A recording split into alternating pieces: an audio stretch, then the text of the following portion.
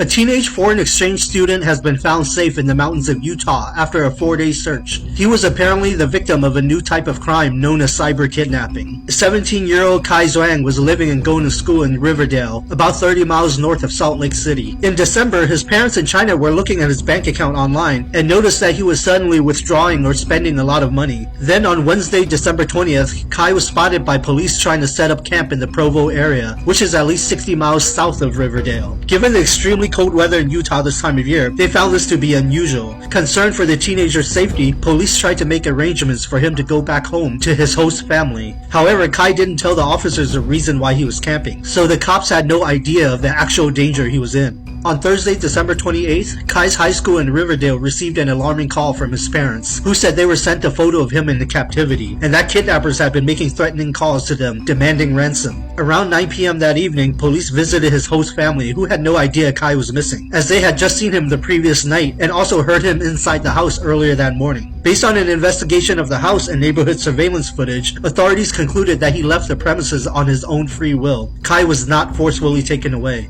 From there, the FBI and the U.S. Embassy in China got involved with the case. They tracked his mobile device and bank account activity and were able to find surveillance footage from local stores where he had recently purchased camping gear. His mobile device was last shown as pinging near the canyons of Brigham City, over 20 miles north of Riverdale. Using drones, investigators were able to locate a tent set up along one of the trails. On Sunday, New Year's Eve, they hiked up there and found Kai Zhuang alone inside the tent. He had no heating source, limited food and water, and multiple cell phones with him. At his specific request, he was given a warm cheeseburger and put in contact with his family in China to confirm that they were in fact okay. However, by that point, his parents had given in to the ransom demands and already deposited the equivalent of 80,000 US dollars into a Chinese bank account. It turns out that starting around Thanksgiving, these supposed kidnappers contacted Kai, threatening to harm his family in China if he didn't do exactly what they asked of him. So he complied and started sending them all the money he had. Then he cut off contact from everyone, went to hide in the mountains, recording himself live on FaceTime or Skype to provide proof that he had indeed followed the instructions and he had isolated himself. That's why he had all those cell phones on him. And he had to take photos of himself tied up in captivity. The photos used to trick his parents into believing he had been abducted. These instructions are all part of a standard strategy for modern day cyber kidnapping, which the FBI says is a way for scammers to extort money out of you without ever having to meet face to face with you or any of your loved ones.